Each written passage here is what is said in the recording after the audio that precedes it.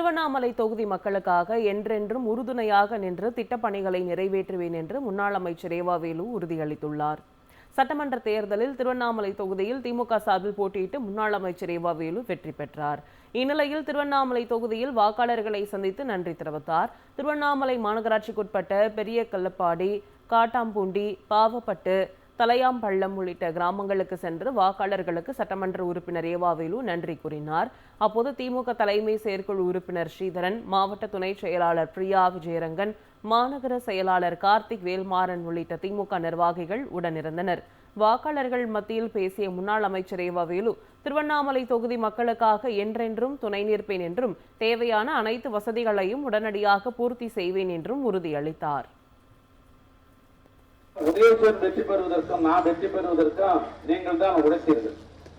அப்படிப்பட்ட உழைத்த உங்களுக்கு நன்றி சொல்ல வேண்டும் என்ற அடிப்படையில் ஒன்றிய கழகத்துடைய நிர்வாகிகள், கிளைக்கழகத்துடைய நிர்வாகிகள், நம்முடைய தோழமை கட்சியை சேர்ந்த தோழர்கள், எனக்காக வாக்குகளை சேரித்த அன்பு உள்ளங்கள், உங்கள் அத்தனை பேருக்கும் உங்களுடைய உழைப்புக்கு எனது நெஞ்சார்ந்த நன்றி நன்றி நன்றி.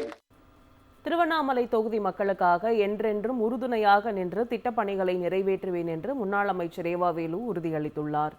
சட்டமன்ற தேர்தலில் திருவண்ணாமலை தொகுதியில் திமுக சார்பில் போட்டியிட்டு முன்னாள் அமைச்சர் ஏவாவேலு வெற்றி பெற்றார். இந்நிலையில் திருவண்ணாமலை தொகுதியில் வாக்காளர்களை சந்தித்து நன்றி தெரிவித்தார். திருவண்ணாமலை மாநகராட்சிக்குட்பட்ட பெரிய கல்லப்பாடி, காட்டாம்பூண்டி, பாவப்பட்டு, தலையாம்பள்ளம் உள்ளிட்ட கிராமங்களுக்கு சென்று வாக்காளர்களுக்கு சட்டமன்ற உறுப்பினர் ஏவாவேலு நன்றி கூறினார். அப்போது திமுக தலைமை செயற்குழு உறுப்பினர் ஸ்ரீதரன், மாவட்ட துணை செயலாளர் பிரியா விஜயரங்கன், மாநகர செயலாளர் கார்த்திக் வேல்மாறன் உள்ளிட்ட திமுக நிர்வாகிகள் உடனிருந்தனர்.